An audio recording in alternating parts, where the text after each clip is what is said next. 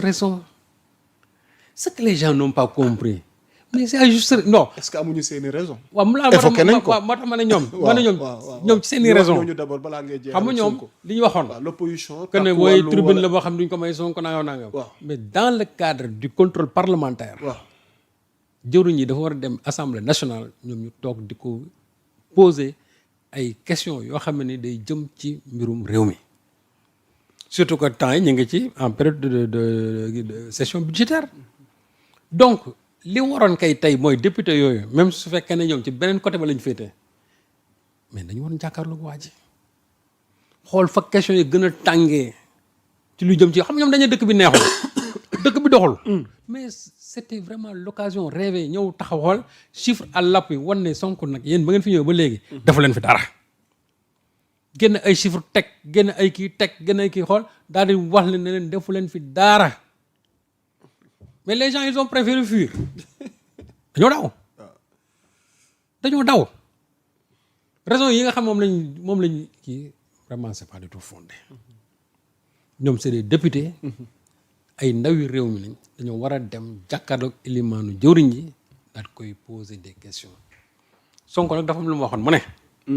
ba ma nekk opposition su ma duggee ñoom ñu génn tey bi ma nekkee aussi premier ministre su ma duggee ñoom ñu génn mooy loolu kon ne ba léegi daw yi ñoon daw ba léegi mooy continuer léegi nag man bu ma dégloo Sonko laa ne ñii ce sont des stratégies li tax ñu daw c'est vrai que ku ci mel ni sama jarwaat moom Anta bokku ci sa jarbaat teew na waaw man waaw taw si Anta moom Anta n'est pas présent Anta teew waaw mais taw si mais Anta li may métti rek mooy c'est que ces vieux politiciens danañ ko yóbbaale doo mën dina leen topp xanaa non ci la nekk elle doit tracer sa voie moom dafa am loo xam daf koy incarner en tant que leader féminin mais dafa am loo xam ne tey moom dafa war a fësal boppam ci débat yu demee nii moi j'aurais compris tey mu ñëw mu jàkkaarloo premier ministre fa question yi gën a méttee mu teg ko premier ministre elle est dans le secteur privé on a parlé de ça il y a beaucoup de choses yoo xam mën na ko mën tax wax mais doo bàyyi ñii nga xamante ne tey ñoom seeni motivation su autre parce que pour man jàpp naa ne ñii seen temps politique jeex na alors que moom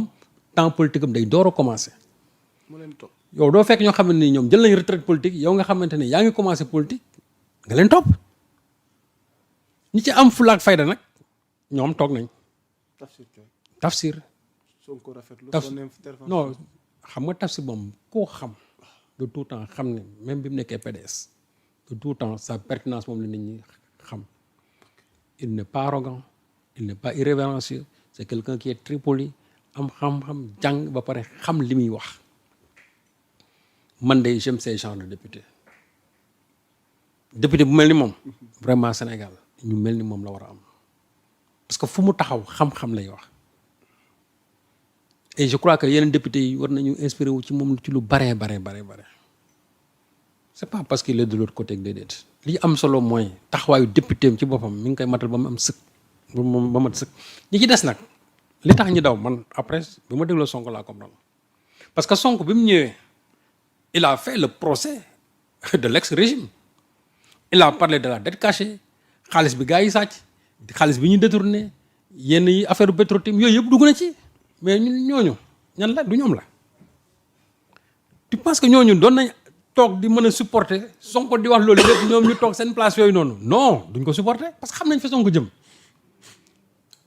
ah oui ñoom ils ont été très très malins xam nañu Sonko bu ñëwee il va faire encore le procès de l'ex-régime parce que chaque fois yenn yi nga xamante ne ñoo am ci réew mi mais mënoo wax te doo leen tudd parce que jafe-jafe yi am ci réew mi yépp ñoom la léegi nag ñooñu tey bu ñu ñëwee ngay wax loo xam ne c'est comme si tu fais leur procès moo tax ñu ne ñoom ba leen ko Sonko teg ñu daal di wut benn porox ndol ñu dem seen yoon loolu kese la du leneen mais li nga xamante ne ñoom moom lañ doon wax naan way parce que calendrier bi dans leur communiqué lu ñu wax dëkk bi dafa bari ay jafe-jafe mais c'était l'occasion nga ne premier ministre dëkk bi dafa am ay jafe-jafe te yéen jafe-jafe yi yéen ñu ko teg ba ngeen fi toogee ba léegi def leen lii askan bi sonn na nangam le premier ministre va apporter ses réponses ñun ñi nga xam ne ñooy spectateurs yi ñun askan wi nous allons apprécier les questions et les réponses du premier ministre mais toi tu préfères nga daw ne dëkk bi dafa metti waaw dëkk bi dafa metti mais dëkk bi dafa metti ki nga xamante ne tey moom lañ jox pour mu suqali dëkk bi muy premier ministre mais bu taxawee da nga naan ko mais premier ministre yéen wax dëgg yàlla nit ñi sonn nañ yéen defu leen fi dara yéen ay incompétent ngeen yéen mënu leen lii soo amoon man dinaa leen tàccu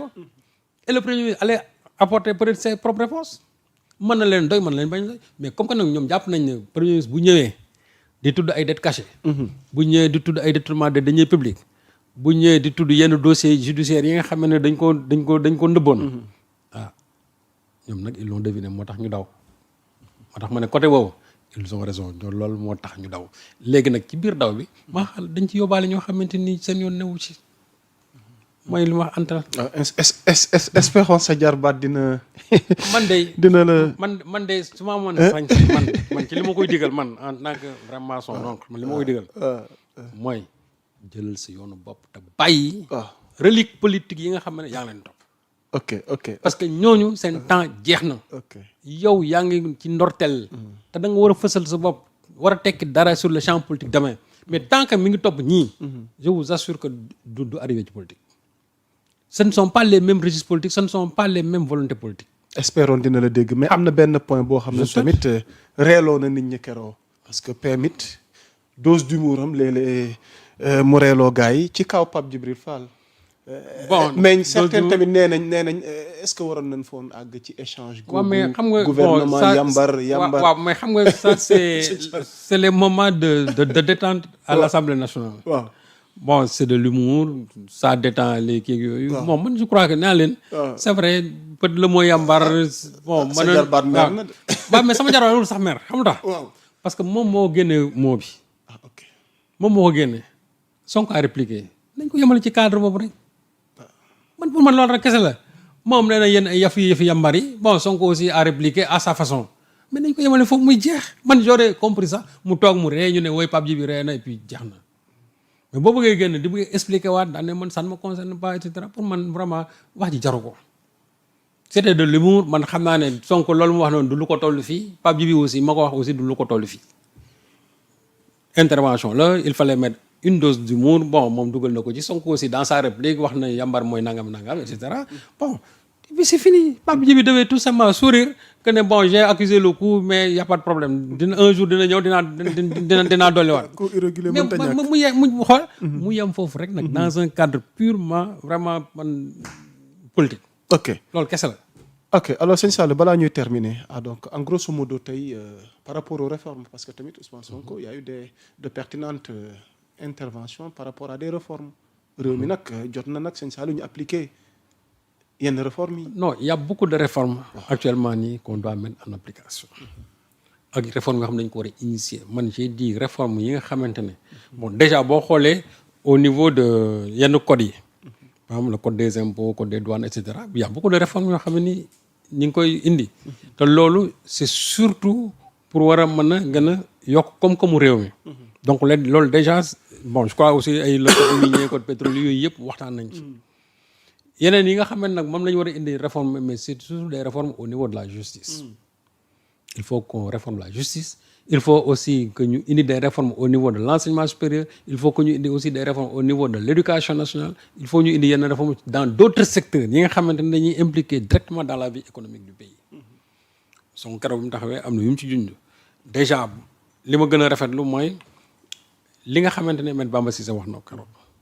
quand il parlait de la organisation de l'espace urbain. Parce que aussi les gens ont voulu en faire un problème politique en disant que oui dañuy daax marchand ambulant yi table yi et cetera moom noonu daf ne. ci bu ñu sukkandikoo ci yoon. daal dañuy réorganiser l'espace public. te loolu je crois que ñi ñu koy defal comprendre nañ ko. warul leen lal fii mais dinañ trouver solution mais libérer l'espace public. parce que Sonko bu demee ba ne war nañu defaraat marché Kelmel war nañu dem aussi au niveau du SUTSES def fa ay centres commerciaux yoo xam ne dina mën a jël ñu bëri ñi nga xam ñu ngi liggéey te loolu ce serait vraiment man jàpp naa ne moo gën a décent loolu nit ñi mënuñu ko bañ. parce que nit ñi xam lu ñu soxla nañu am espace bu baax boo xam ne war nañ fa mën a toog liggéey fa di am loo xam ne mën nañ ci dimbali seen njaboot dimbali ci réew mi Sonko loolu la wax Me Bamba Cissé loolu la wax ba tënku sax. ci benn article du moins benn loi de 1967 complétée bien sûr par une autre loi de 1976. te loolu lépp luy jëmale réew mi kanam la. Donc que certains maires, certains députés vraiment cessent de monter les ambulants ou bien yenn tablés yi contre le gouvernement. Parce que j'ai vu la sortie vraiment ratée de Alioune Ndoye di wax ak marchands yi comme si daf leen bëggoon a dresser contre les autorités actuelles. Or moom en tant que maire posture bi nga xam même su fekkee ne c'est un maire opposant mais sa posture c'est-à-dire devait de s'aligner sur ce que le gouvernement est en train de faire en termes de réorganisation de l'espace urbain. C'est pas parce que le maire de Plateau ka nga xam foofu c'est un centre névralgique nga war a ñëw taxaw ne leen presque mooy li ngay wax bu leen ànd ci li nit ñi wax parce que man defuma lii nangam donc il est dans la politique. Or moi je crois que tey ku bëgg a jël affaire marchand ambulant yi wala tablier yi di ko politiquer yaa ngi juum. li mu waroon def kay mooy soutenir l'action du gouvernement même su fekkente ne ñoom bokkuñu ay même parti politique Bamba Cissé moom il est apolitique. Donc quand il réorganise moi je crois que li mu war a def en tant que maire mooy ñu appuyer leen bu fekkoon loo xam ne dañ leen di rey. da leen di gaañ ñu mën a wax mais lañ leen wax ne dañuy organiser parce que aussi nag la voie publique ñi ko moom bëri c'est-à-dire piétons yi ñoo ko moom. marchand ambulant yi ak tablier yi man day li Sonko wax ànd naa ci ñu wóotal leen foo xamante ni bërëb yu baax jox leen moyens yi ñu leen war a jox ñu dem liggéey suturlu dimbali seen njaboot dimbali réew mi parce que nag ñoom aussi dañu nekk benn pàcc bu am importance ci réew mi moo tax frange bi mel noonu kenn du ko négliger ambulant yi kenn du leen négliger tablier yi kenn du leen négliger parce que ñoom li ñuy indi ci koom-koomu réew mi dafa bëri ce secteur informel là kenn du ko négliger man jàpp naa ne dañ leen war a gën a organiser gën leen dooleel gën leen dimbali teg leen fañ leen war a teg mais moo gën ñu bàyyi leen ci situation yoo xam ne nii chaque jour ils sont presque dans la précarité ou bien dans l'incertitude à un certain moment aussi il faut savoir wax ak nit ñi wax leen li nga xam ne mooy seen njariñ te à terme ñoom dinañ ci gis seen njariñ mais bañ a nag déglu yenn maires yi nga xamante ne tel que Alioune Ndoye laa fee di leen dresser contre les autorités ku leen ko def c'est-à-dire ku leen wax yenn wax yi da leen a bëgg a lor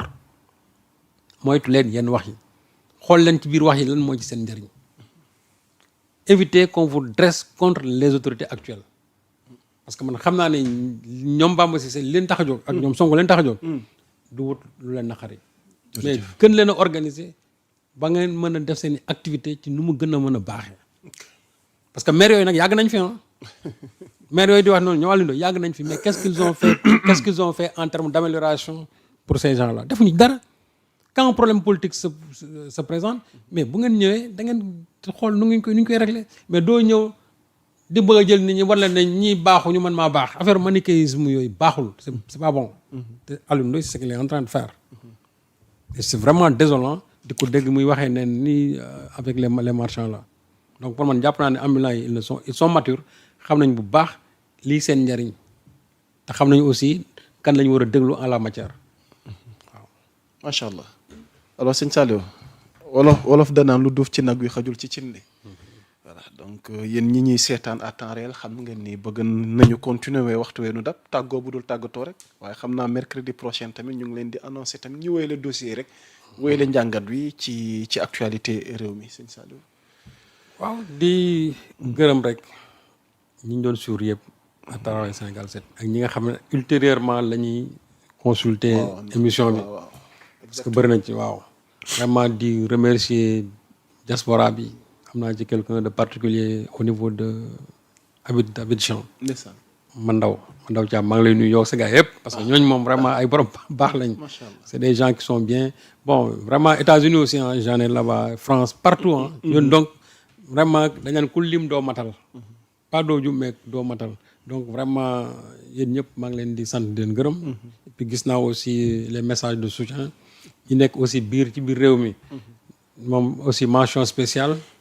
vraiment gis nañ seen taxawaay di leen wax ne rek abonnez-vous à Yoor Yoor nag parce que ñun ci abonnement yi rek lañ mën a dañu am ay ressources. non ñoom xam nañ ko sax code bi waaw moom laa la donc moo tax ma ne épinglel ma loolu foofu waaw moo tax ma ne dugg leen vraiment dans yooryoor.com bu ngeen duggee